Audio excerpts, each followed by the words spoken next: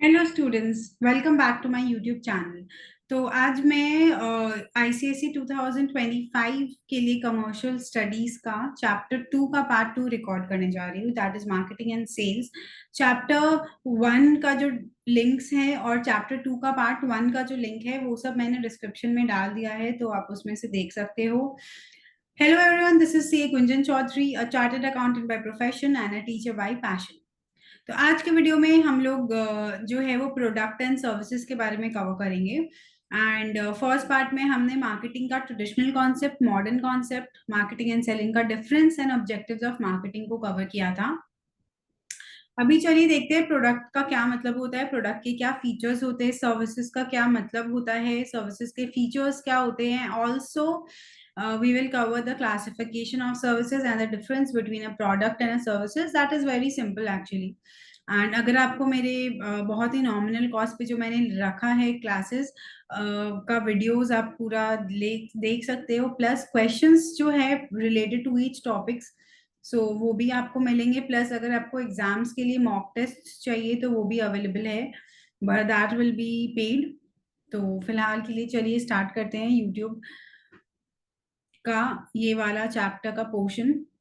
तो I hope आपको मेरा स्क्रीन दिख रहा है। ये बहुत ही सिंपल है, मैंने हैंड रिटन नोट्स पूरे तैयार किए हैं आपके लिए, सो दैट जब भी आपको बुक से पढ़ने का मन नहीं करता है तो आप मेरे हैंड रिटन नोट्स देख सकते हैं। एंड बुक में अगर आप देखोगे प्रोडक्ट को लेके तो पूरे 3 पैरा दिए गए हैं। अगर आप सीवी गुप्ता का बुक देखोगे तो पूरे 3 पैराज है बच्चों, तो अब वो 3 पैरा आपको नहीं लर्न करने होंगे। अगर आप देखोगे तो मैंने एक छोटा सा para, that is 2 line plus एक एग्जाम्पल दी है। तो अगर आपसे पूछा जाएगा what do mean bye a product, तो बस आप इतना ही लिखोगे तो आपको फुल मार्क्स मिल जाएंगे। तो चलते प्रोडक्ट का मतलब क्या होता है, बहुत ही सिंपल है। आज के दिन में अगर आप फोन, मैं फोन दिखा देती हूँ, दिस इज अ फोन, ये आपका प्रोडक्ट है। अगर आप बोलोगे ये एक रिमोट प्रोडक्ट है। एक बॉटल, बॉटल एक प्रोडक्ट है। लैपटॉप एक प्रोडक्ट है। बहुत कुछ एक प्रोडक्ट है, वो चीज जो छू सकते हो, आप फोन को छू सकते हो, राइट। इट हैज टैंजिबिलिटी, टैंजिबिलिटी का मतलब वो चीज जिसको छुआ जा सकता है, जिसको फील कर सकते हैं हम लोग, और इसको टच भी कर सकते हैं, देख सकते हैं, इसको ये देख सकते हैं हम लोग, इसको फील कर सकते हैं, इसको टच कर सकते हैं। तो ये हो गया टैंजिबिलिटी। टैंजिबिलिटी एक फैंसी वर्ड है, बट ये जनरली काम आता है कि टैंजिबल चीज है जो अगर आप क्लास 11 में अकाउंट्स लोगे तो फिर और ज्यादा आपको पता चलेगा कि टैंजिबल एसेट्स क्या होता है। तो टैंजिबल एसेट्स का मतलब वो एसेट्स जिसको आप छू सकते हो, और इनटैंजिबल एसेट्स भी होते हैं। तो वो सब हम लोग क्लास 11 में बात करेंगे। फिलहाल के लिए टैंजिबल का मतलब वो होता है, जब भी बोले टैंजिबल है तो आपके दिमाग में क्या आना चाहिए, जो चीज को हम लोग छू सकते हैं, जिस चीज को हम लोग फील कर सकते हैं, और जिस चीज को हम लोग देख सकते हैं। ठीक है, anything that can be seen, touched and felt is a tangible thing. तो प्रोडक्ट का टैंजिबल होना चाहिए, प्लस उसके बेनिफिट्स जो है वो भी होते हैं। प्रोडक्ट के बेनिफिट्स ये कि हम लोग बात कर सकते हैं, हम लोग अब फोन में तो अब कैलकुलेटर भी है, कैलेंडर भी है, बहुत कुछ है। तो अब प्रोडक्ट के बारे में और मैं क्या ही समझाऊं। प्रोडक्ट का मतलब होता है कि कोई भी set of tangible and intangible attributes जो सेलर जो है वो कस्टमर को देता है। काफी किताबी टाइप का डेफिनेशन है बच्चों। तो प्रोडक्ट में भी defined as a set of tangible and intangible attributes. Tangible आप देखो, एंड इनटैंजिबल एट्रीब्यूट्स जो प्रोडक्ट प्रोड्यूसर जो होता है या जो सेलर होता है वो कस्टमर को देता है। इसमें बहुत सारे बेनिफिट्स होते हैं। अगर आपने चैप्टर 2 का पार्ट 1 देखा है, जो कि मैं रिकमेंड करूंगी कि पहले आप वो देख लो, उसके बाद ये वाला वीडियो आप आके देखो। उसमें एक मैंने बोला था कि बहुत इंपॉर्टेंट पॉइंट है कि मार्केटिंग जो ट्रेडिशनल कॉन्सेप्ट ऑफ मार्केटिंग है वो कस्टमर सेटिस्फैक्शन पे इतना ध्यान नहीं देता है, but modern concept of marketing जो है वो कस्टमर सेटिस्फैक्शन पे काफी ज्यादा ध्यान देता है। और उसमें वो सिर्फ एक प्रोडक्ट नहीं बेचता है, कस्टमर एक प्रोडक्ट नहीं खरीदता है।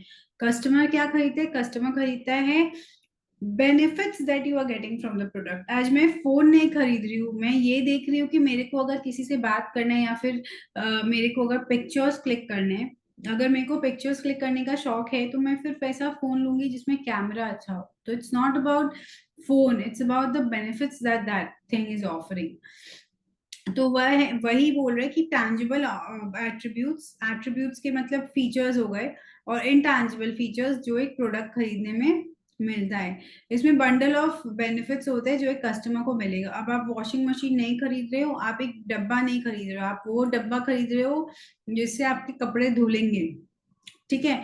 तो अब एग्जाम्पल क्या दिया गया, वह एक कस्टमर अगर एक सोप खरीदता है तो वो ये नहीं खरीदे कि एक सोप कुछ खरीदे, वो ऐसा खरीद रहा है कि वो केमिकल्स नहीं है, वो ऐसा कोई सामान है जो वो अगर अपना बॉडी पे और अपना फेस पे लगाएगा तो उसका कम्प्लेक्शन अच्छा होगा, उसका स्किन सॉफ्ट होगा।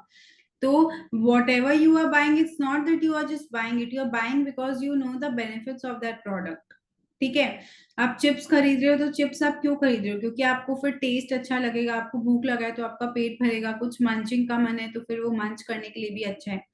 तो एक प्रोडक्ट वो चीज होता है जो set of tangible and intangible benefits that is offered, and it consists of a bundle of benefits which will provide satisfaction to the customer. इसके 5 फीचर्स है बच्चों। क्वेश्चन आ सकते हैं, what do mean by product, explain its features for 5 marks. Yes you are right, इतना easy question भी पूछा जाता है आईसीएसई में। तो टैंजिबिलिटी को लेके तो मैंने अच्छे से समझाया ही है आपको कि प्रोडक्ट जो होता है वो एक ऐसा है चीज जो फिजिकल एट्रीब्यूट्स जैसा शेप, उसका साइज, और वो जो आप शेप साइज कंसिडर करते हो वो सब उसका फिजिकल एट्रीब्यूट्स है, और it can be seen, touched and felt. It's simply like एक इंसान का क्या हाइट होता है, क्या उसके स्टैटिस्टिक्स होते हैं, उसमें कैसा फिगर होता है उसका, वो उसका फेस कैसा होता है, हेयर्स कैसा होता है, तो everything that you can see outside of a person, बहुत सुंदर हैंडसम लड़का है या बहुत ब्यूटीफुल लड़की है, बट उसके अंदर वो कैसा है, वो बहुत ही काइंड इंसान है या फिर बहुत बदमाश है, बहुत क्लेवर है, या अंदर में बहुत ढीठ है, या फिर कैसा इंसान है, वो आपको बाहर देख के नहीं पता चलेगा। तो वैसे टैंजिबिलिटी एक बाहर का फीचर्स होता है कोई भी प्रोडक्ट का। ठीक है। उसके साथ एसोसिएटेड एट्रीब्यूट्स भी होते हैं, जैसे कि प्रोडक्ट का सर्टेन एट्रीब्यूट्स होता है जो अदर प्रोडक्ट से डिस्टिंग्विश करा जा सकते हैं, जैसे कि इंसान का डिफरेंट डिफरेंट होता है कि सबके थंब प्रिंट डिफरेंट होते हैं, सबका जो आई स्कैन है, रेटिना स्कैन, वो डिफरेंट होता है। तो वैसे ही प्रोडक्ट्स में भी डिफ्रेंसिएशन होता है, जैसे कि अब फोन ही ले लो, आपको क्या सारा फोन एक जैसा लगेगा? नहीं लगेगा। क्यों? क्योंकि सब में ब्रांड डिफरेंट होते हैं। आप अगर फोन ही है लेकिन आप डिफ्रेंशिएट करते हो ना कि ये आईफोन का है, ये एप्पल का फोन है, ये आपका सैमसंग का फोन है, ये आपका वीवो का फोन है, ओप्पो का फोन है। तो वैसे ही ब्रांड नेम की वजह से, वारंटी के हिसाब से, पैकेजिंग की वजह से प्रोडक्ट का एसोसिएटेड फीचर्स होता है जो कि इंसान डिफ्रेंशिएट कर सकते हैं उसका फिजिकल फीचर्स के अलावा। अब एक शॉर्ट एग्जांपल मैं दूं आपको, एक फोन लेना है। अब ऑब्वियसली आपको हर फोन में आज के दिन में कैमरा, कैलेंडर, यूट्यूब वीडियोस आपको देखना है, इंटरनेट, सब कुछ तो मिलता है, बट उसके अलावा फिर आप कोई भी फोन ले लो, बट उसमें आपका अदर एसोसिएट एट्रीब्यूट्स है ना, जैसे कि आप कौन सा ब्रांड का लेने वाले हो, उसका पैकेजिंग कैसा है, उसके बाद उसका साइज कितना बड़ा है, उसके बाद आपको उसमें क्या पैसा कितना लगेगा, वारंटी कितना है, सारी चीजें तो वो एसोसिएटेड एट्रीब्यूट्स है। अदरवाइज अगर फोन का ब्रांडिंग छोड़ दो तब तो फिर सारे फोन एक ही जैसे लगेंगे अपने को। इनफैक्ट अगर आप सिंपल सा गेहूं के आटा का भी एग्जाम्पल लो, तो आटा होता है, आप गेहूं जाके चक्की में पिसवा के लेके आओ, या फिर अगर आप देखोगे तो आशीर्वाद आईटीसी का आटा है, या फिर अगर आप और गणेश का आटा कैलकाटा में चलता है जनरली, या फिर और भी कितने सारे ऑर्गेनिक आटा आ चुका है अभी। प्लस तो आप गेहूं का आटा लो तो सब वही है, लेकिन आप ब्रांड नेम देखोगे प्लस प्राइस ये सब देखोगे तो फिर डिफरेंट है। तो एसोसिएटेड एट्रीब्यूट्स है वो सब कोई भी प्रोडक्ट के। प्लस लाइफ साइकिल है, हर एक प्रोडक्ट का लाइफ साइकिल होता है। जैसे कि एक इंसान है, वो बच्चा रहता है, जब वो पैदा होता है, when ever a person is born he is a kid. उसके बाद वो धीरे धीरे टीनेज के फेज में आता है, जिस फेज में आप लोग हो। उसके बाद वो मच्योर होता है, जैसे अराउंड 20 तक तो उसका ग्रोथ फेज चलता है। उसके बाद वो मच्योर होता है 20 to 40 के एज ग्रुप में, और उसके बाद फिर उसका डिक्लाइनिंग स्टार्ट होता है, और फिर वो बूढ़ा होते रहते हैं एंड फिर एक दिन मर जाता है। तो जैसे कि इंसान का लाइफ साइकिल होता है ना बच्चों, वैसे ही प्रोडक्ट का भी लाइफ साइकिल होता है कि कोई भी प्रोडक्ट है वो पहले तो बहुत ज्यादा इंट्रोड्यूस होता है जब नया नया। जैसे आप लेस का चिप्स के बारे में ही सोच लो, अब आप लोग तो बहुत ही छोटे होंगे, आप पैदा भी नहीं होंगे जब लेस का चिप्स आया था। बट अगर आप दूसरा आईफोन के बारे में ले लो, अभी जैसे आईफोन 16 लॉन्च हो गया है, तो अब आईफोन जो 12 है, 12 के बारे में सोचो तो पहले जब वो भी लॉन्च हुआ था तब उसका इंट्रोडक्शन फेज था, फिर वो धीरे धीरे उसका सेल बढ़ा। फिर अब जब आईफोन 16 है तो अब वो डिक्लाइनिंग स्टेज में, क्योंकि अब आईफोन 13 का भी प्रोडक्शन बंद हो गया है, तो अब ऑब्वियसली वो मैच्योरिटी स्टेज में, क्योंकि लोग अब उतना नहीं लेना चाहते आईफोन 12 एंड 13। तो वैसे ही एक एक प्रोडक्ट का भी लाइफ साइकिल होता है। अब ये आप बोल सकते हो कि कोई कोई प्रोडक्ट का इंट्रोडक्शन स्टेज लंबा चलता है, ग्रोथ स्टेज लंबा चलता है, मैच्योरिटी स्टेज लंबा चलता है, डिक्लाइनिंग स्टेज लंबा चलता है। तो depends on product to product. अब जैसे जियो सिम है, जब जियो सिम फ्री में इंट्रोड्यूस हुआ था तब उसका इंट्रोडक्शन स्टेज था, तो ठीक है। उसके बाद जब उसका इंट्रोडक्शन स्टेज में उसने सबको फ्री सिम कार्ड बांटा, फिर जब फ्री सिम कार्ड बंद हो गया तो उसके बाद उसका सेल डेफिनेटली वो ग्रोथ स्टेज पे चला गया, अभी भी लोग लेते हैं। फिर लेते लेते अब एक पॉइंट ऑफ टाइम के बाद आया कि जो लोग फ्री था इसीलिए सबने जियो सिम ले लिया, बहुत लोग जियो सिम ही यूज करे और बहुत लोग उस सिम को हटा के फेंक चुके हैं, अपना ओरिजिनल जो पुराना सिम कार्ड है वो यूज करे। तो वो मैच्योरिटी फेज पे है अभी जियो का सिम कार्ड। फिर थोड़े दिन बाद डिक्लाइनिंग स्टेज पे चला जाएगा, अगर कुछ नया प्रोडक्ट नहीं आया तो, नया उसमें कुछ क्रिएटिविटी नहीं आया। जैसे बीएसएनएल हो गया, वो तो चला ही गया है। एयरटेल जो है वो भी अभी कंपटीशन पे है, वोडाफोन है। अपार्ट फ्रॉम दैट कोई तो और टेलीकॉम इंडस्ट्री में उतना कोई बचा नहीं है। तो हर एक प्रोडक्ट का जो है वो स्टेज थोड़ा सा लंबा होता है, कोई भी स्टेज लंबा हो सकता है, कोई भी स्टेज काफी छोटा हो सकता है, that depends on product to product. अच्छा, आपको तो कोई फ्री में प्रोडक्ट देता नहीं है। अगर वो ऑफर चल रहा है तो भी एक ऑफर तो रहता है जिसकी वजह से आपको पैसे नहीं देने पड़ते, बट जनरली तो आपको पैसे देके ही प्रोडक्ट लेना पड़ता है। तो प्रोडक्ट का कुछ वैल्यू होता है और वो हम लोग को अवेलेबल होता है कुछ पैसे देने से ही। तो वो हो गया प्रोडक्ट का एक्सचेंज वैल्यू। और प्रोडक्ट ऑब्वियसली ह्यूमन नीड को सेटिस्फाई करने के लिए है। अगर आप एक चिप्स का पैकेट खरीद रहे हो, that is a product, that is also meant to satisfy your human need. तो मीनिंग ऑफ प्रोडक्ट, ठीक है।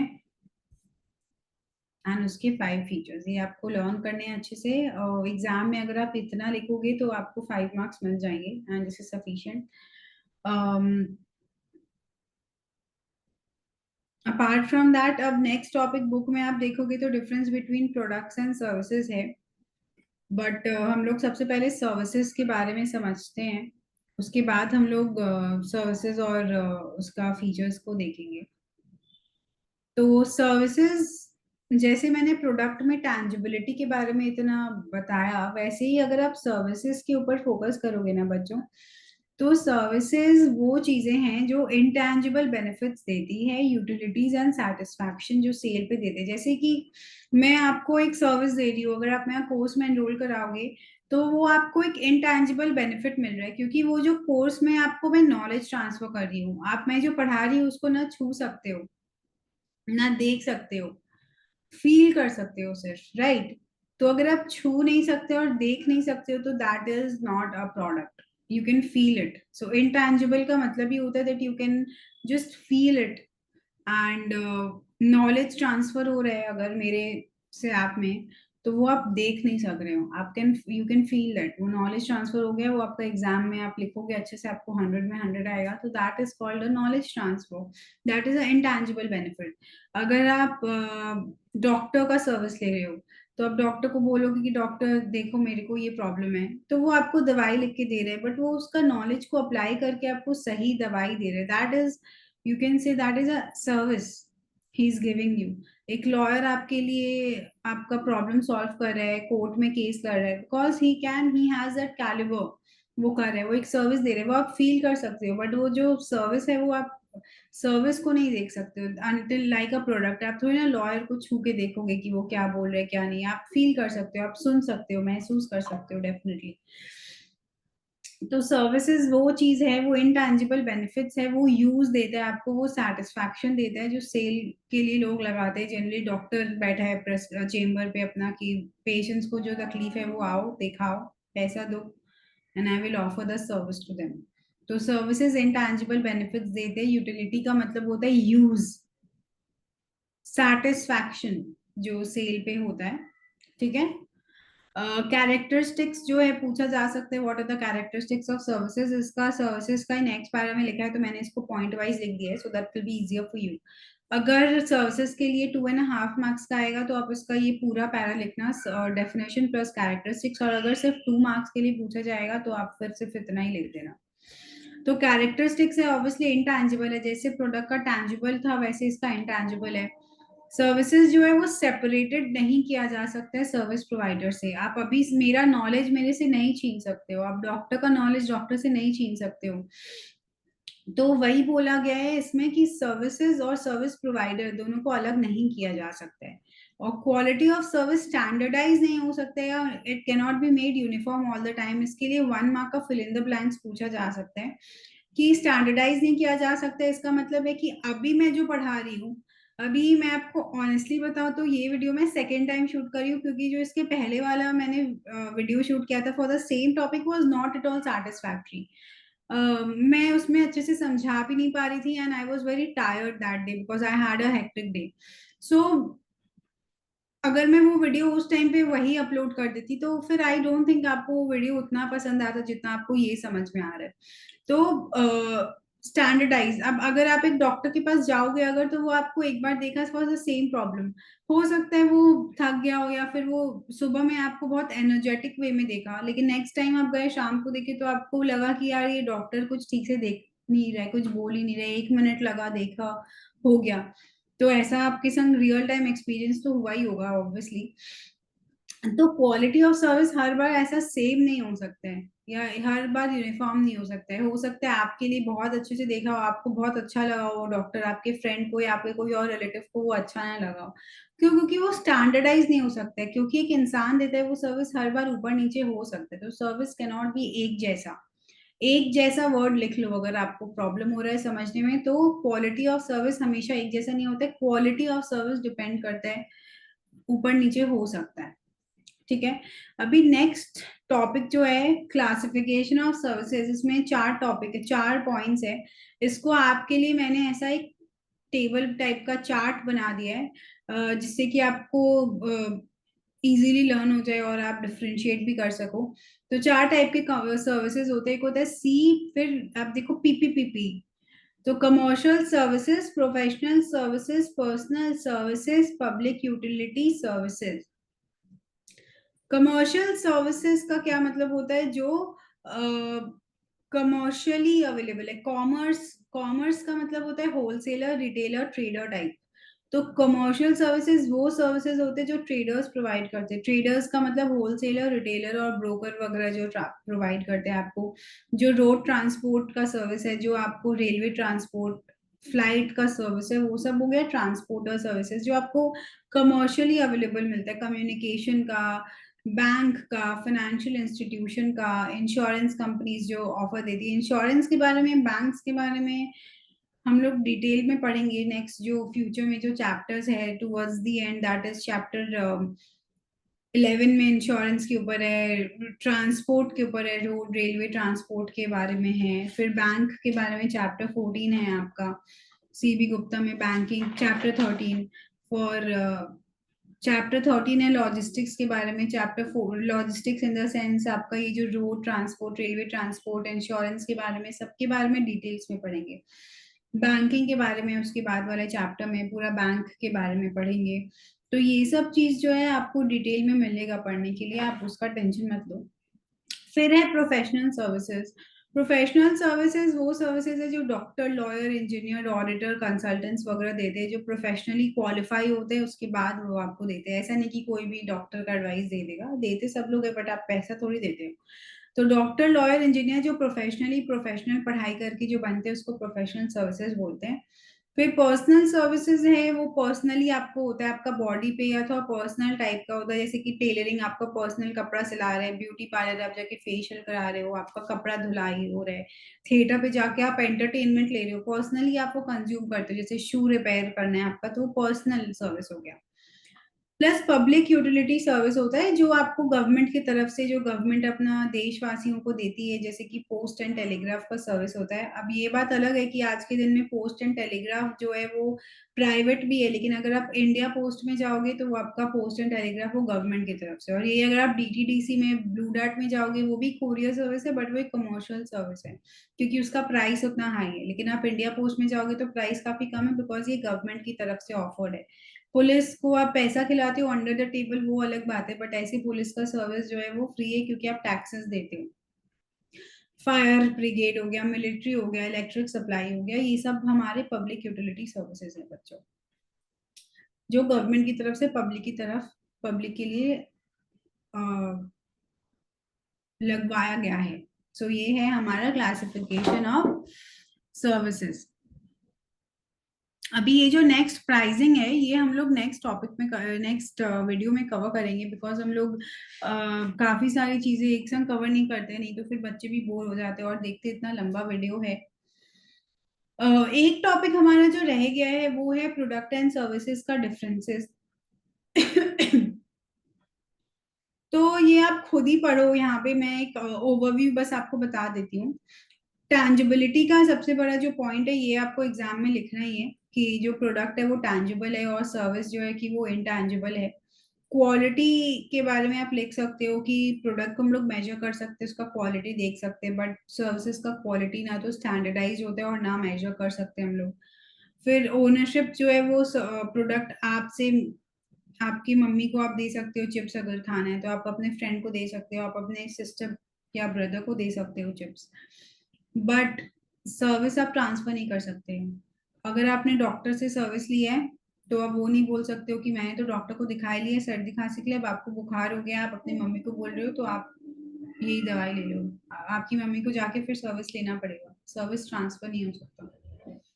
Plus inseparability of buyer and seller, जो आपका सेकंड पॉइंट है, वो पॉइंट भी यही बोला गया है कि जो मैंने समझाया है कि प्रोडक्ट तो सेपरेबल है, कि अगर मैंने प्रोडक्ट प्रोड्यूस किया, आईफोन का जो प्रोड्यूसर है वो तो आईफोन सबको बेच रहा है, बट सर्विस जो है वो डॉक्टर से, आप डॉक्टर का सर्विस नहीं छीन सकते हो, उसका नॉलेज कैसे छीनोगे। So service provider and service are inseparable.